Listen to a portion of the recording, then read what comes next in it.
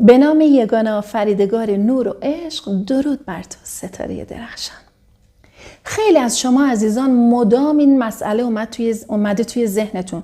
رویا این دوتا با هم متضاده، هم یه چیزی رو بخوام هم رهاش کنم، یعنی میشه هم خواستن هم نخواستن.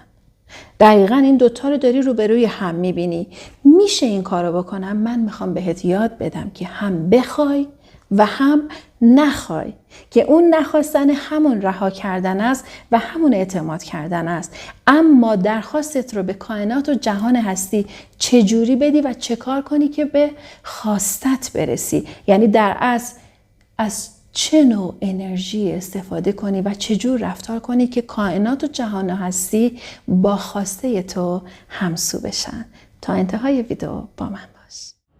این یک آگاهی است. شما جزئی از این کهکشان هستید. بازیگرانی به هم متصل. اسرار آفرینش را به شما نگفتم.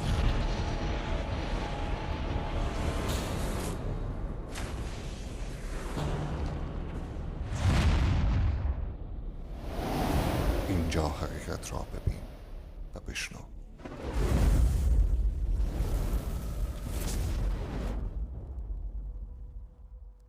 ببینید، ما وقتی که چیزی رو میخوایم یا کسی رو میخوایم، فرقی نداره چه شخص باشه، چه مثلا پول باشه، شغل باشه یا هر چیز دیگه، یا حتی مثلا بحث سلامتی باشه، اون خواستنه الان مهمه.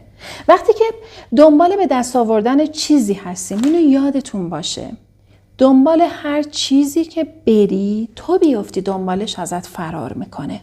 هر چی که بری اون فرار میکنه. این قانون جهان هستیه. خب رویا چه اتفاقی میفته؟ چرا؟ ببینید، اولین چیزی رو که میخوام بهش اشاره کنم و در موردش صحبت کنم بحث مقاومته. تو لحظه‌ای که میافتی دنبال چیزی که چیزی رو به دست بیاری، خود به خود ذهن تو مقاومت ایجاد میکنه. مثل اینه که انگار داری یه سد میسازی. چجور این اتفاق میافته؟ وقتی که درخواست میدی و میگی من اینو میخوام، اتفاقی که میفته ترس میاد این وسط. شخص دلش میخواد شخصی رو توی زندگیش داشته باشه یا مثلا پولی رو توی زندگیش داشته باشه، اما اولین اتفاقی که میفته ترس میاد توی دلش، رخنه میکنه. نکنه نشه، نکنه به دستش نیارم، نکنه به عشقم نرسم، نکنه فلان شغل رو به دست نیارم. و همین باعث میشه که یک سد ذهنی برای تو ایجاد بشه، یا به قول یک نوع ترمز رو تو ایجاد میکنی. مثل اینی که از یه طرف پاتو گذاشتی روی گاز، مدام داری گاز میدی، از یه طرف پات رو ترمزه، نابود میکنی ماشین رو. رهاش میکنی. رهاش کن، بذار مسیر خودش رو بره. چجوری این کار رو میکنم؟ تو درخواست میدی به کائنات، اما چجوری رهاش میکنی؟ وقتی که ترس تو بره کنار. ترس تو چجور میره کنار؟ وقتی که باور ذهنیت رو درست کنی. چجوری باورت رو روش کار کنی؟ وقتی که تو اعتماد میکنی به کائنات و به جهان هستی، وقتی که میسپاری، وقتی که ایمان داری و مطمئنی که این چیزی رو که میخوای مال توه. خب رویا من چجوری به این نقطه برسم که مطمئن بشم این چیز مال منه؟ من یه سوال ازت میپرسم و دلم میخواد اصلا بنویسی برام. اگر توی کامنت ها بنویسی خیلی خوبه. بگید که کدومتون اینجوری بودید که دقیقاً همین باعث شده که این اتفاق بیفته. شما وقتی خواسته ای داشتید، آیا خودتو لایق رسیدن به اون خواسته میدونستی؟ آیا وقتی که پولی رو میخوای برات قابل باور هست که داشته باشیش یا اینکه نه؟ آیا وقتی که شخصی رو میخوای باور داری که میتونی اون آدم رو کنار خودت داشته باشی؟ خودت رو لایق حضور اون آدم میدونی؟ این مهمه. اینه که میاد برای تو خیلی چیزا رو درست میکنه و سدهای ذهنی خودت رو از بین میبری با این کار. با چه کار؟ با اینکه خودت رو لایق بدونی. چجوری خودت رو لایق بدونی؟ همون مبحث ارزش گذاشتن روی خودته که تو خودت رو لایق یک رابطه خوب، خودت رو لایق یک شغل خوب، خودت رو لایق یک منبع مالی خوب بدونی، پول خوب، ثروت خوب بدونی.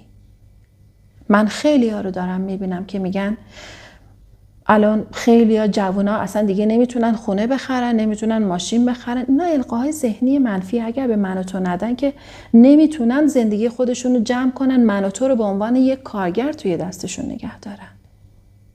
به هر حال این جامعه، این دنیا نیاز داره به یک سری کارگر و کسایی که ضعف نشون میدن دقیقا همون جوری میشن.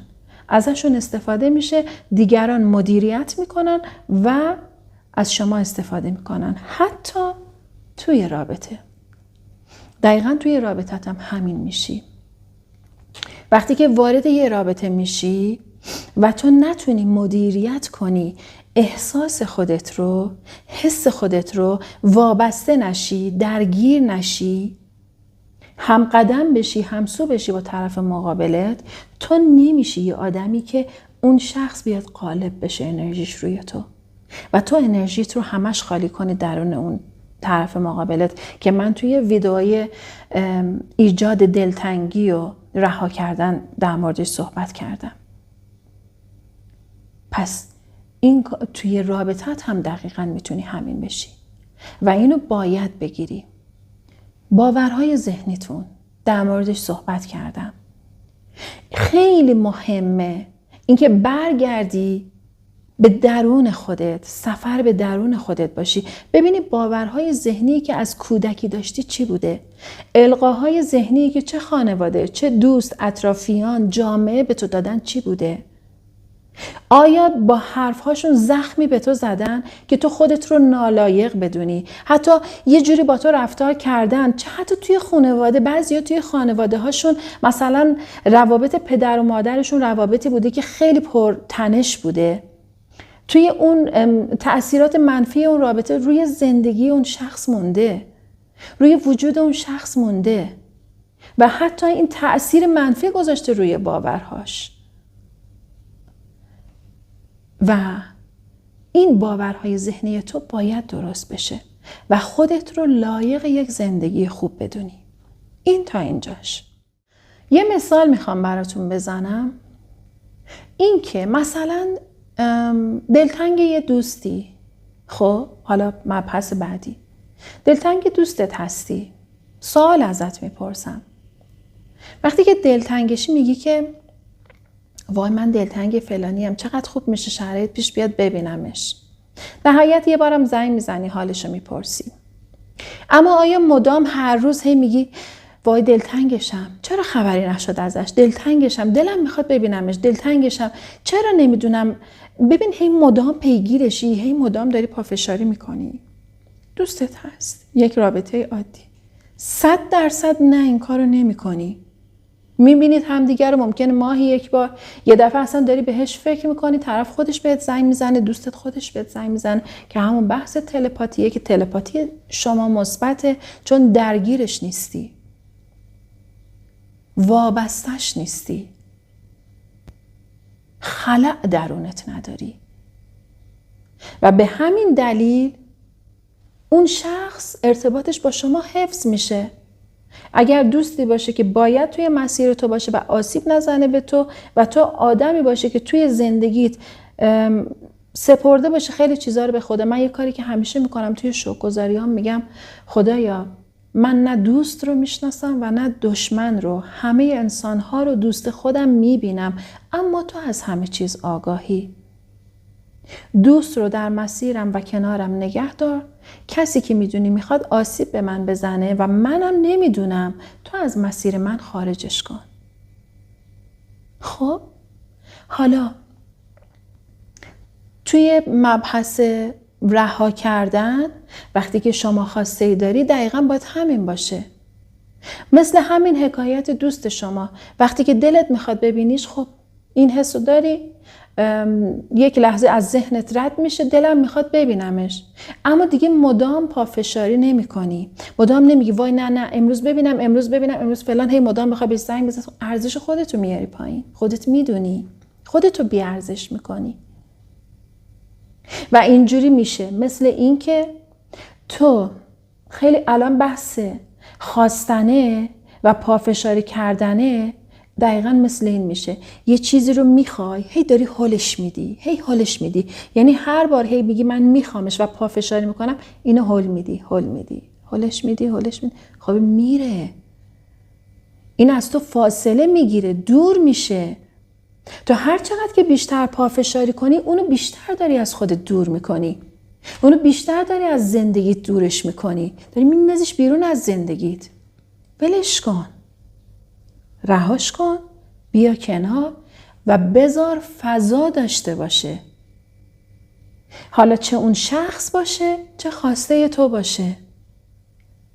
وقتی که درخواستی داری، این درخواست مالی هست، تو به کائنات و جهان هستی درخواست رو میدی، از خدا مسیر میخوای. الان میای میگی که خب رویا این چه حرفیه، من میام میگم خدای من پول میخوام، درخواستمو دارم به خدا میدم، خدای من پول میخوام، الان برای من زود این پول رو وارد زندگی من میکنه؟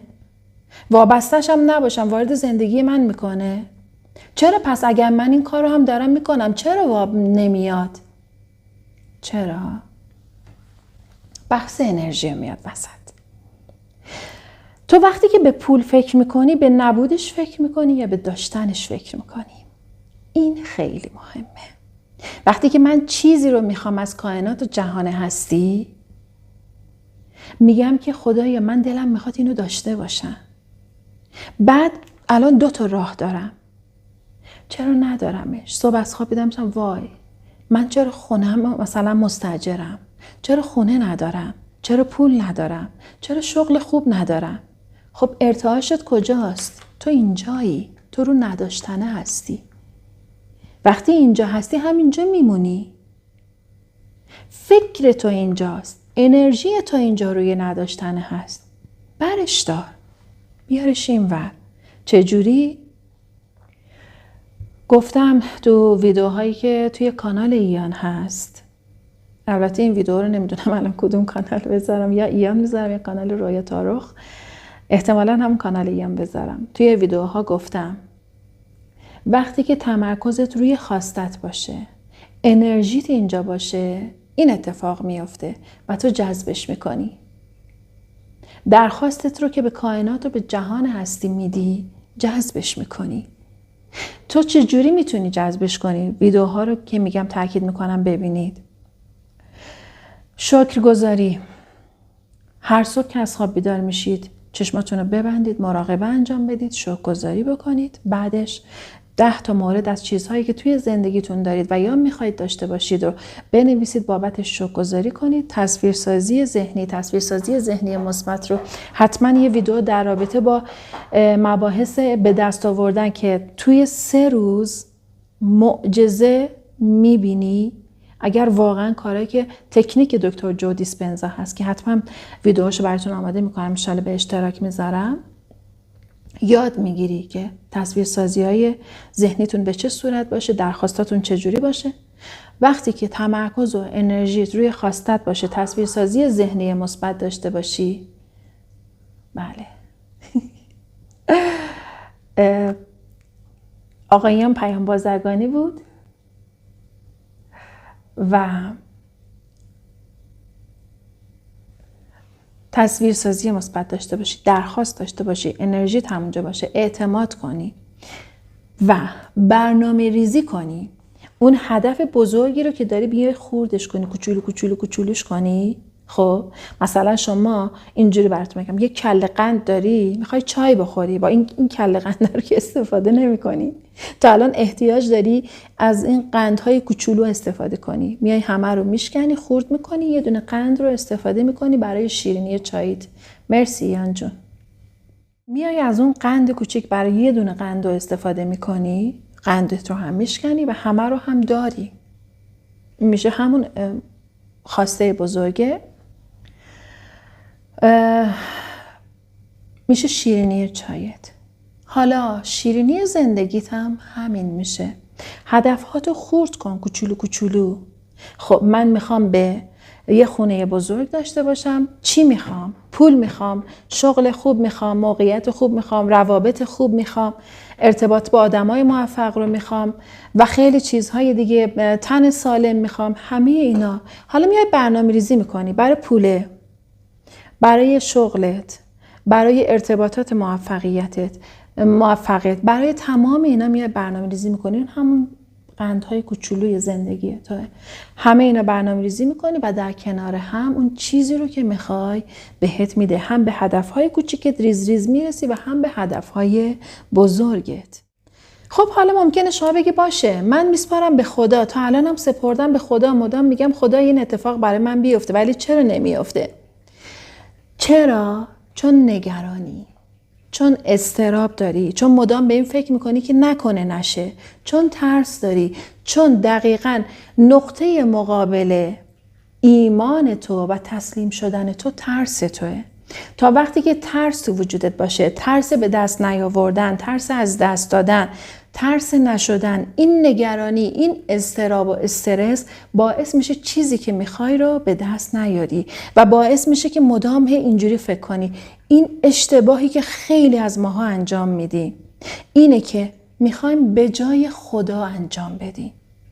ولی من اصلا به هم ثابت کرده خدا، هر جایی که توی یک سری از مسائل واقعا نمیدونستم چه کار کنم و تصمیم گرفتم خودم یه کاری رو انجام بدم و نسپردم به خدا، اصلا انگار خرابش کردم و نشد. اما لحظه‌ای که با تمام وجود، بدون ترس، با اعتماد کامل خواستم و به خدا سپردم و دقیقاً الان دوتاشو براتون آوردم کنار هم خواستم و هم رهاش کردم. این دو رو به خدا سپردم. اینجایی که میگی رها میکنی یعنی میذاری که مسیر خودش طی بشه، میذاری که کائنات و جهان هستی برای تو همه چیز رو، شرایط رو فراهم کنه. اون منبع اصلی برای تو دیگه اون شرایط رو فراهم کنه. و وقتی که ایمان داری، ببینید من اینو تجربه کردم و هنوز دارم تجربه میکنم، اون موقع خدا همه چیز رو به تو نشون میده. اون موقع خدا میگه من از جایی به تو کمک میکنم که تو باور نمیکنی. اون موقع است که حتی برمیگردی یه جای زندگیت یه اتفاقی برات میفته که میگی عدو شود سبب خیر اگر خدا خواهد. یعنی خدا حتی میاد دشمن تو رو میکنه سبب خیر تو. چیزی که تو زندگی من اتفاق افتاد، چیزی که بارها به شکل‌های مختلف دیدم. دقیقاً همین امروز یه اتفاق خیلی جالبی که برای من افتاد. بچه‌ها من یه تار داشتم، خب استفاده نمی کردم. بعد تصمیم گرفتم که این تار رو بفروشم.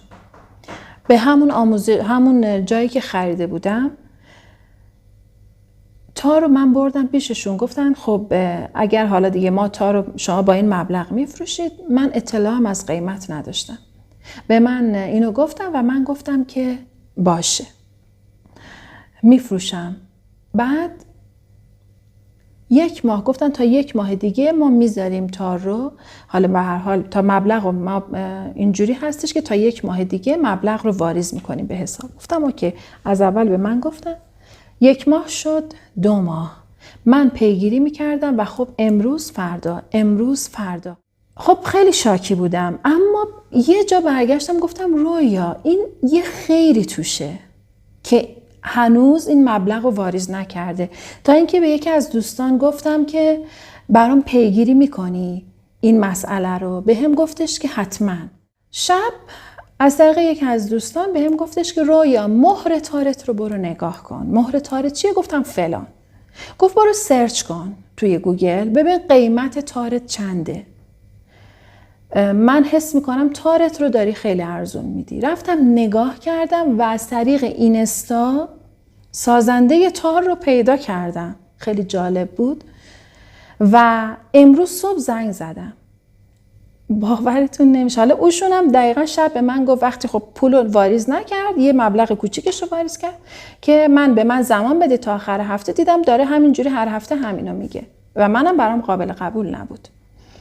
بعد خب مشکل نداره، بیاید تارتون رو ببرید. منم گفتم من میام تارو میبرم، مثلا تارو اصلا نمیخوام، اصلا من نمیخوام بفروشمش. اما اینجایی که پیگیر شدم، زنگ زدم به این بنده خدا که حالا سازنده تار بودن. به من وقتی که بهشون گفتم، گفت خانم کی خریدی؟ گفتم 5 سال پیش. چه قیمت؟ فلان قیمت. گفت الان چقدر مثلا داره برمی‌داره؟ یه مبلغ خیلی کمی مثلا به اون اضافه شده بود، چند تومن.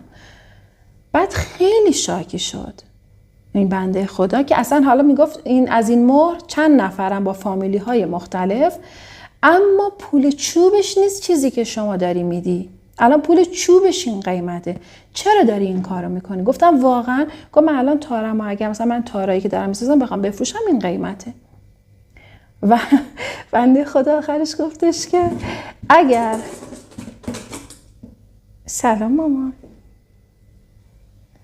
خانم ریون معرفی میکنم. ریون. و این بنده خدا گفتش که اگر واقعا تارم، حتی تار ساخته من خواهم مدیونی با این قیمت بفروشش، برو تارتو تحویل بگیر. و اون لحظه بود که من با تمام وجود دست گذاشتم روی قلبم، گفتم خدای این همون برکتیه که تو به زندگی آدما میدی، این همون لطف پنهان توه و این همون سپردن به توه. و ما یه وقتایی برای خواسته هامون خیلی سماجت میکنیم، خیلی پافشاری میکنیم. اگر اتفاق نمیفته خیر هست درونش. اینو موقعی که زندگیتون رو به خدا میسپارید، هر چیزی توی زندگیتون داره اتفاق میفته فقط خیر ببینید. اصلا اصرار نداشته باشید به اتفاق و بدونید یه جایی انقدر قشنگ خیرش براتون عیان میشه که باورتون نمیشه.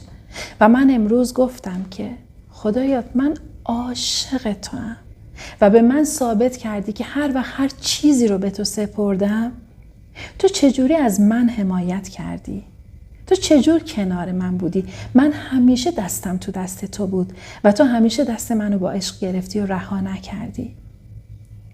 اینو براتون گفتم که ببینید قدرت رها کردن چقدر زیاده. وقتی که رها میکنید، حالا بحث رابطه بیاد، الان در رابطه با یه مسئله رابطه بهتون میگم. شما شخصی رو دوست داری و عزیزای دلی که توی مسیر اتحاد با شعله‌های دوقلو و جفت‌های روحی هستن، یا حتی کسی که حالا اصلا همدم روحیش توی رابطه‌اش نیست، از دستش داده و میگه چرا جذب نمیشه، چرا بر نمیگرده توی زندگی من. دقیقاً همینه. شاید الان زمانش نیست. اینکه مدام میگیم اگر واقعاً با تمام وجود رها کردی، تسلیم شدی و پذیرفتی و همه بار این خواستت رو به خدا سپردی، پس الان چرا نگرانی؟ چرا ترس داری؟ توی زمان خودش باید اتفاق بیفته. اگر این آدم باید باشه، 100% این اتفاق میفته. اگر ایمان داری که شعله توه و توی مسیر عشق و آگاهی داری خودت قدم برمیداری و میدونی نشونه داری میگیری که این اتفاق میفته، پس دیگه چرا درگیری؟ چرا رهاش نمی کنی؟ چرا انرژی تو رو نمیگیری ازش؟ چرا نمیسپاری با تمام وجود به خدا؟ به بزرگی خودش، با عشق میگم که وقتی که به خودش میسپاری انقدر قشنگ همه چیز رو برات میبره جلو. کافیه با تمام وجود بدون ترس و نگرانی بهش بسپاری. بخواه اما پافشاری نکن. درخواست بده اما اصرار نکن. رهاش کن. چیزی که مال توه مال توه. آرزوی تو، چیزی که به قلب تو افتاده مال توه و چیزی که داره جلوش رو میگیره که اتفاق بیفته ترسته، نگرانیته، استرسته، پافشاریته، درگیر بودنته. رها نکردنه. اما وقتی که نگرانیت از بین بره، ترست از بین بره، تسلیم بشی، بپذیری اون موقعیت رو و انرژیت رو بذاری روی خواستت، در عین حال که با عشق داری درخواست میدی بدون نگرانی، اون موقع رها میکنی. اون موقع تمرکزت روی خودت و ظرف خودت رو پر میکنی، فنجون خودت رو پر میکنی و خواسته تو در زمان خودش برات محقق میشه. اینو مطمئن باشید. قول بهتون میدم، ولی کارهایی رو که میگم انجام بدید. بهتون قول میدم ویدیوهای دیگه، ویدیوهای خیلی قدرتمند حتما براتون آماده میکنم و باهاتون به اشتراک میذارم. اما یک قول نه به من، به خودت که لایق بهترین هایی بده که روی خودت، روی ارزش‌های درونیت کار کنی، با عشق کار کنی. عشق ورزیدن به خودت رو فراموش نکنی، چون وقتی که انسان عاشق خودش باشه و خودش رو لایق یک زندگی خوب بدونه، یک رابطه خوب بدونه، اینا ازش گرفته نمیشه. اگر رابطه تو توی موقعیتی هستی که جدا شدی و هنوز پارتنر تو توی رابطه با تو نیومده، به خاطر اینه که یا خودت آماده نیستی یا اگر تو آماده هستی اون هنوز آماده نیست. و آیا تو میخوای اون وارد زندگی با تو بشه باز یه مدت دیگه جدا بشی؟ نه، نمیخوای. پس صبور باش و همه چیز رو به خدا بسپار و درگیر نباش. قلبت رو باز کن. فقط پذیرای هر اتفاقی که در لحظه برات میفته باش. با تمام وجود در لحظه زندگی کنید. زندگی کردن توی لحظه حال یعنی که نه نگرانی که آینده چه اتفاقی قرار بیفته و نه درگیر گذشته میشی. و مورد آخری که بهش تاکید میکنم و اشاره میکنم، تا وقتی که درگیر گذشته خودت، داستان زندگی گذشته خودت، هر چیزی که مال گذشته خودته، حالا چه ضعف مالی باشه، مشکل مالی باشه، نمیدونم کمبود مسائل مالی باشه، یا اینکه نداشتن یه سری چیزها باشه، یا رابطه‌ای که از هم پاشیده باشه، هر چیزی باشه، تا وقتی که توی اون هستی چجوری میخوای روی این زندگی باشی که میخوای داشته باشیش؟ تو انرژیت اینجاست. من تا وقتی که توی گذشته زندگی میکنم، گذشته برای من تکرار میشه مدام. این مورد آخر. و تا موقعی که انرژیم رو از روی گذشته بر نداشتم، میمونم همونجا.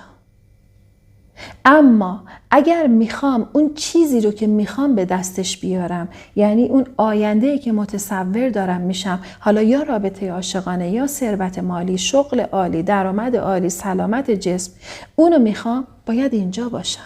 تو گذشته دیگه نباید باشم. باید مدام تمرکزم رو بذارم اینجا، روی خواستم. و بعد خواستم رو بسپارم به خدا، به منبع اصلی، به کائنات و جهان هستی. و اون موقع است که خود کائنات و جهان هستی به زیباترین شکل و حالت ممکن خواسته تو رو برات محقق میکنه.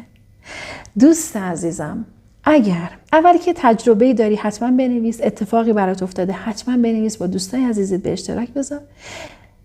اگر نظری داری و یا درخواست ویدئویی داری، سوالی داری، حتما برام بنویس. در اسرع وقت بهت قول میدم یا ویدئوش آماده میکنم بدونم سوال جمعی هست و یا اینکه به سوال تو پاسخ میدم.